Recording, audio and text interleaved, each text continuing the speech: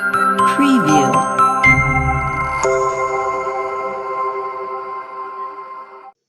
అందరికీ నమస్కారం. AP political కి స్వాగతం.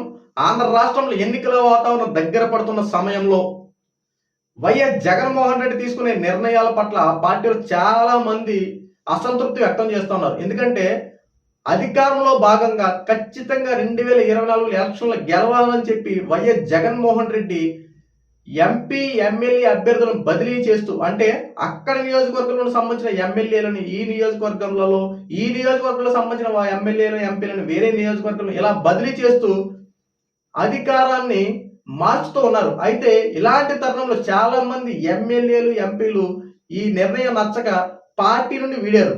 అయితే కొంతమందికి ఎమ్మెల్యే టికెట్ రాకపోవడం, ఎంపీ టికెట్లు రాకపోవడం వల్ల కొంతమంది పార్టీని వీడి వేరే వేరే పార్టీలో చేరారు. అయితే ఇదంతా ఒక ఎత్తు అయితే, పర్టికులర్ గా శ్రీకాకుళం నియోజకవర్గం మాత్రం హాట్ టాపిక్ గా మారింది. శ్రీకాకుళం నియోజకవర్గంలో వైఎస్ఆర్ సిపికి అలాగే జగన్మోహన్ రెడ్డి గట్టి ఎదురు దెబ్బ తగిలిందని చెప్పాలి. ఎందుకంటే 2019లో శ్రీకాకుళం ఎంపీ టికెట్ కోల్పోయింది.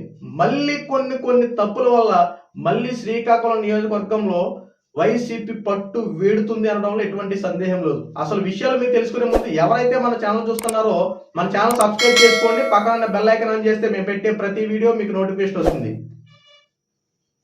శ్రీకాకుళం నియోజకవర్గం గురించి తెలుసుకునే ముందు, కాంగ్రెస్ బరిలో కేంద్ర మంత్రిగా ఒక మహిళ గెలిచింది. ఆమె కిల్లి కృపారెడ్డి గారు.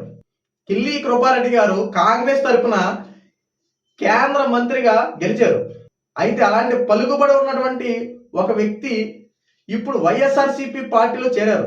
అయితే వైఎస్ఆర్సీపీ పార్టీలో 2019లో శ్రీకాకుళం నియోజకవర్గం నుండి ఎంపీ అభ్యర్థిగా పోటీ చేశారు.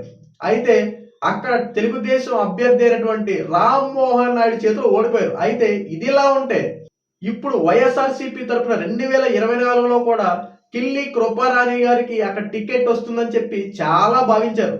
అక్కడ ప్రజలే కానీ, కృపారాణి గారే కానీ, అక్కడ కార్యకర్తలే కానీ, వైసీపీ కార్యకర్తలే కానీ అనేక మంది కూడా కిల్లి కృపారాణి గారి కనుక ఈసారి శ్రీకాకుళం ఎంపీ టికెట్ ఇస్తే ఖచ్చితంగా అధిక మెజారిటీతో ఈసారి గెలుస్తారు. ఎందుకంటే రాజకీయ సమీకరణాలు మారాయి, ప్రజల్లో కూడా మమేకమై తిరుగుతా ఉన్నారు, అనేక మంది పట్ల అవగాహన తెచ్చుకున్నారు. ఈసారి ఖచ్చితంగా వైసీపీ అభ్యర్థిగా ఎంపీ టికెట్ కిల్లి కృపారాణి గారికి ఇస్తే ఖచ్చితంగా గెలుస్తుంది అని చెప్పి భావించినటువంటి ఎంపీ టికెట్ ఇప్పుడు కిల్లి కృపారాణి గారికి ఇవ్వలేదు. అంతే, వెంటనే కిల్లి కృపారాణి గారు పార్టీని వీడుతున్నట్టు, నేను పార్టీని వీడుతున్నానంటూ వైఎస్ జగన్మోహన్ రెడ్డికి లేఖ పంపారు. కిల్లి కృపారాణి గారు కనుక పార్టీని వీడితే అక్కడ శ్రీకాకుళంలో ఒక సగం పట్టు కోల్పోయినట్టే. ఎందుకంటే కేంద్ర మంత్రిగా చేసినటువంటి కిల్లి కృపారాణి గారికి శ్రీకాకుళం నియోజకవర్గంలో 4 నియోజకవర్గాలు చాలా బలమైన పట్టు ఉంది. ఏ నియోజకవర్గం నుంచి అయినా ఎంపీగా పోటీ చేసినా గెలిచే సత్తా ఉంది.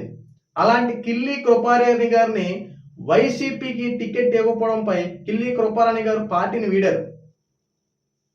కానీ ఆల్రెడీ ఇప్పుడు శ్రీకాకుళం నియోజకవర్గంలో గత ఏడాది 2019 ఎలక్షన్లో ఎంపీ అభ్యర్థులుగా ఓడిపోయినా మళ్ళీ ఇప్పుడు ఇలాంటి నిర్ణయాల పట్ల వైసీపీ పట్టు కోల్పోయే పరిస్థితి ఉందని చెప్పి కొంతమంది విశ్లేషకులు భావిస్తా ఉన్నారు. ఎందుకంటే ఈ కిల్లి కృపారాణి గారు కేంద్ర మంత్రిగా పోటీ చేసి ఇప్పుడు ఆంధ్ర రాష్ట్రంలో వైసీపీ తరఫున పోటీ చేస్తానికి సర్వత్రా సిద్ధం చేసుకుంటూ వైఎస్ జగన్మోహన్ రెడ్డి మాత్రం టికెట్ ఇవ్వలేదు. ఈ టికెట్ ఇవ్వకపోయేపాటికి కిల్లి కృపారాణికి సంబంధించినటువంటి కొంతమంది కార్యకర్తలే కానీ ఒక వర్గం అంతా వైసీపీకి దూరం అయిపోయిందని చెప్పాలి. ఎందుకంటే ఇక్కడ ఓట్ బ్యాంక్ చెలబోతా ఉంది. వైసీపీలోనే కొంత ఓట్ బ్యాంకింగ్ అటు ఇటు వేరు అయిపోయింది.